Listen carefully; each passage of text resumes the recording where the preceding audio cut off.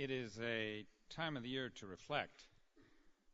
11 years ago, at this very moment, 19 terrorists were moving into position to carry out the attacks that would actually divide the history of terrorism into pre-9/11 and post-9/11 eras.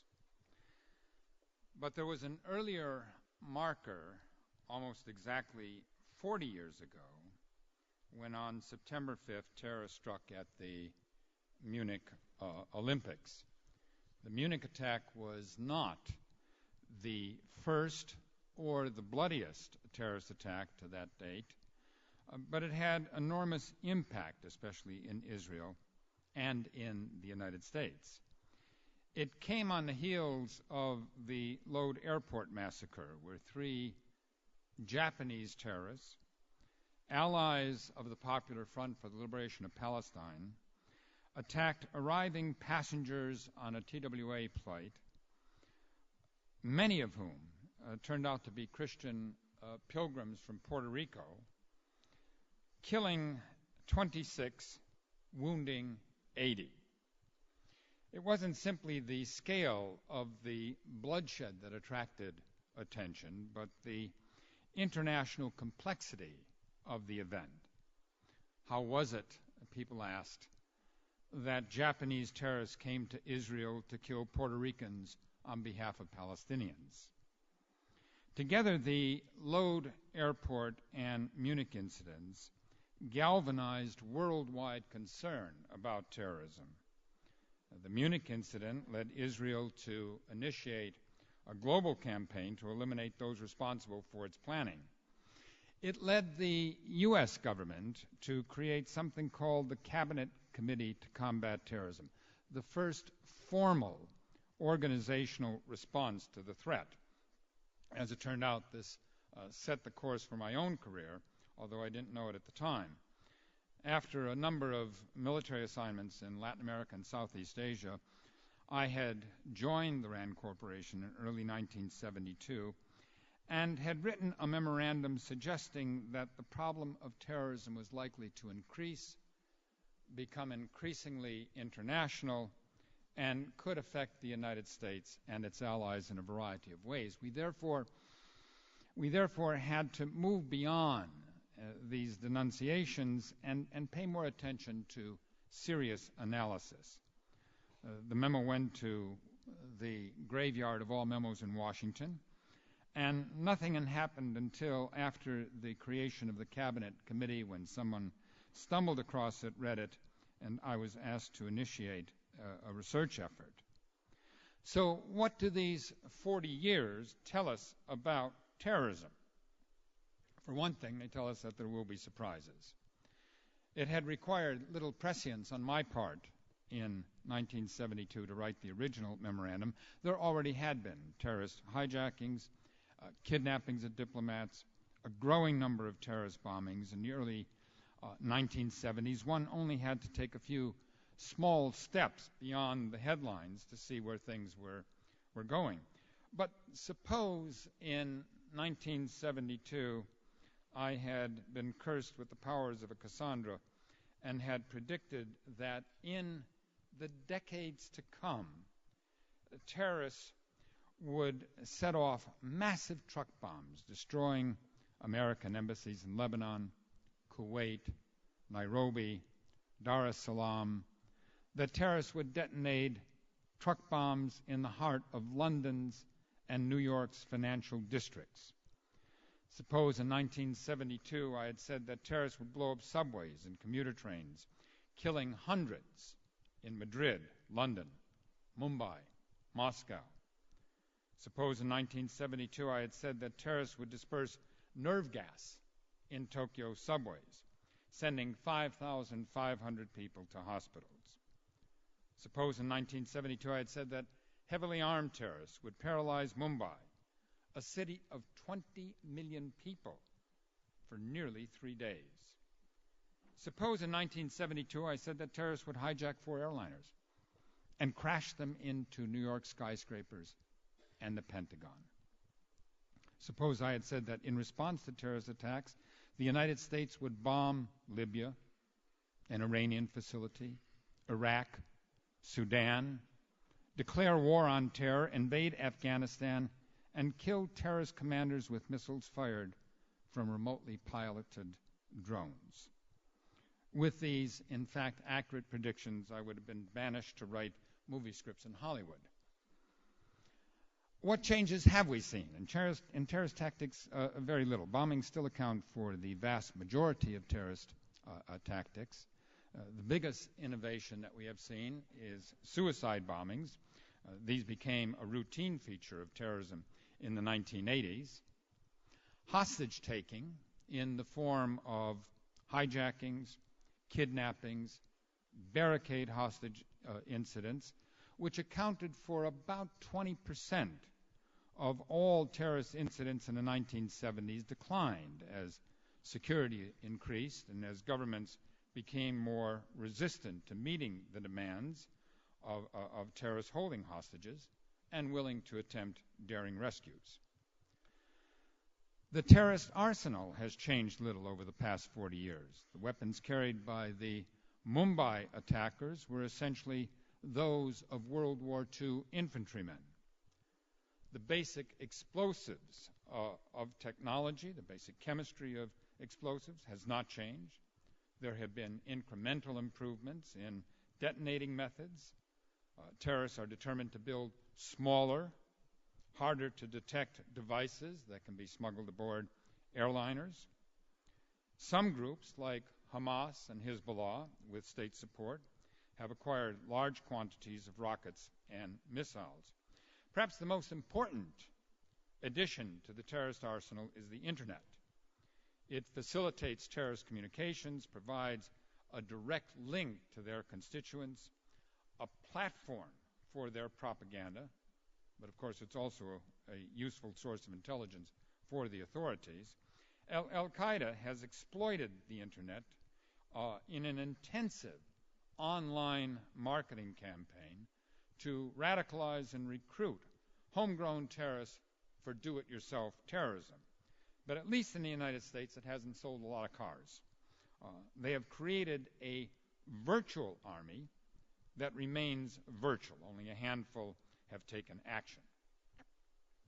Terrorists have escalated their violence from handfuls to hundreds of fatalities in the bloodiest attacks to thousands on 9/11, an alarming trajectory. But mass murder isn't easy.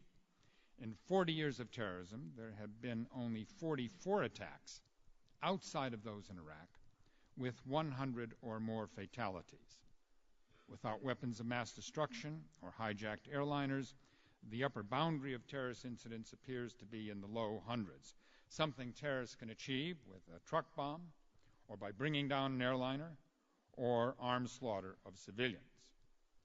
I would guess the total number of persons killed in terrorist incidents over the past 4 decades to be at least 100,000, using a broad definition, but this represents a minuscule contribution to the total volume of world violence from wars and from personal quarrels.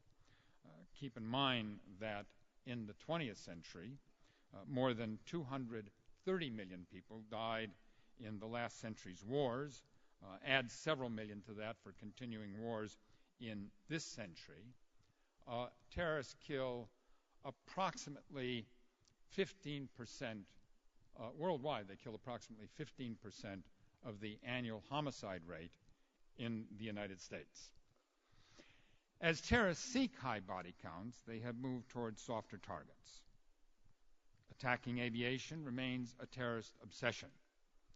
But tougher security has reduced attempts, while terrorists have found new killing fields in surface transportation.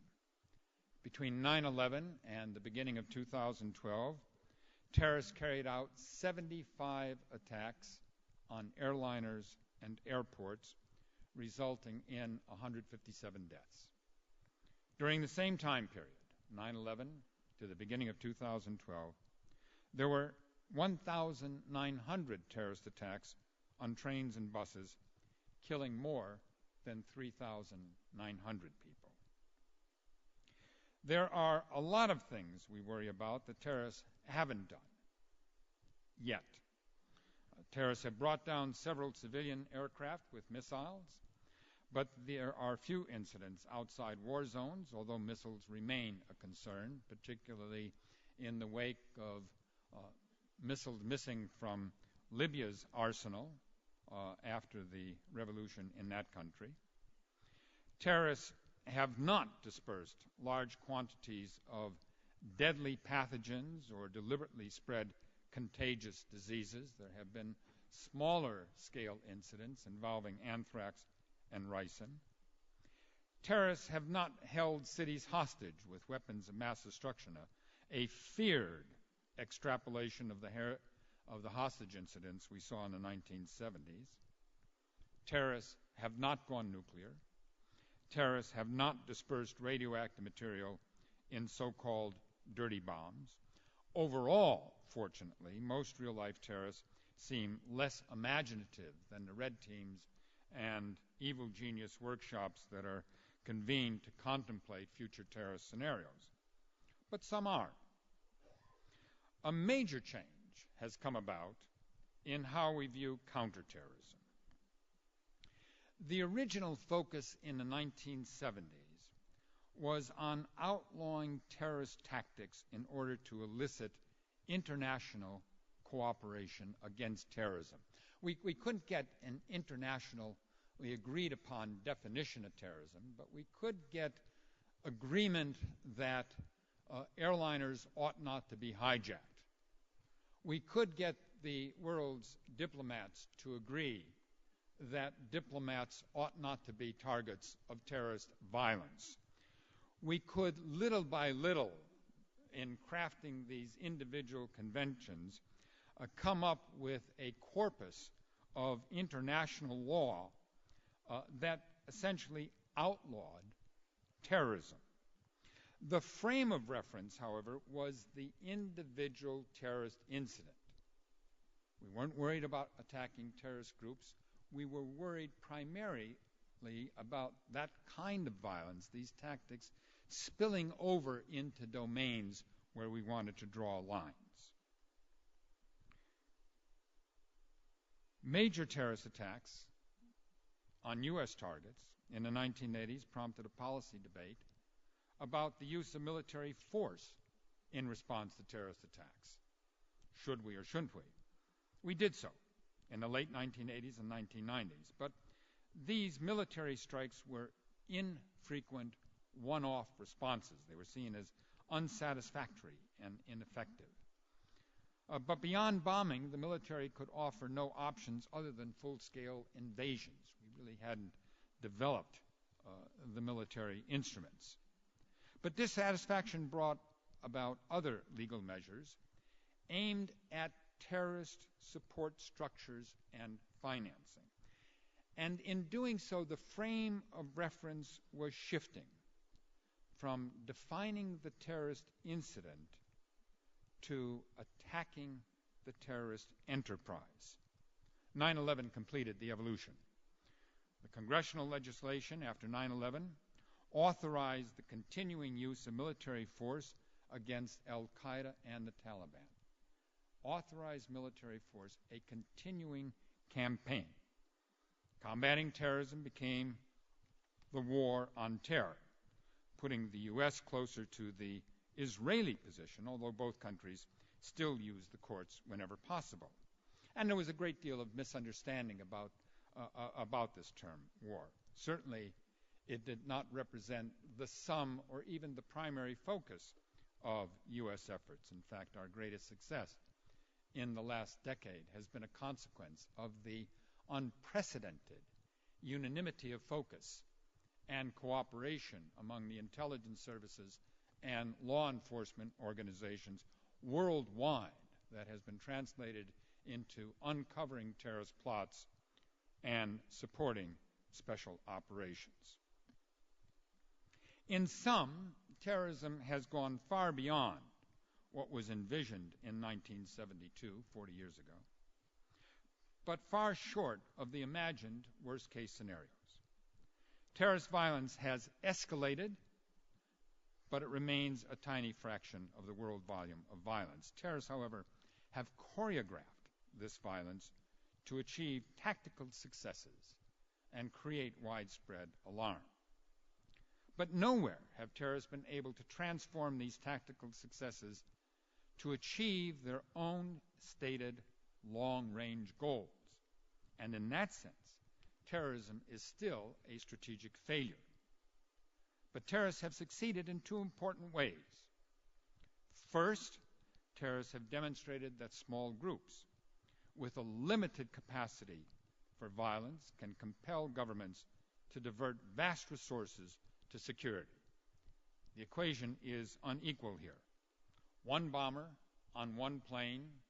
In response, we have to screen 2 million passengers every day on 10,000 flights at 450 commercial airports in the United States alone. Second, combating terrorism by outlawing terrorist tactics, which were the objectives of the 1970s, have failed. Terrorism, whatever international law says, has become a mode of armed conflict, which we still condemn, and still use the law to punish whenever possible. And our efforts include more than military force. But we now consider terrorism another kind of war, to be pursued as war, even though we in the United States have banned the term war from our counter-terrorist lexicon. This does not make terrorism legitimate in our eyes, but it blunts our moral indignation. Unable to wipe out terrorism, we accept it as part of the political landscape, something we must live with. I close with two safe predictions. One, it's not over. Terrorism will persist. Two, there will be surprises. This will not be the last ICT summit on counterterrorism, nor will future summits lack challenges to talk about. Thank you and good courage.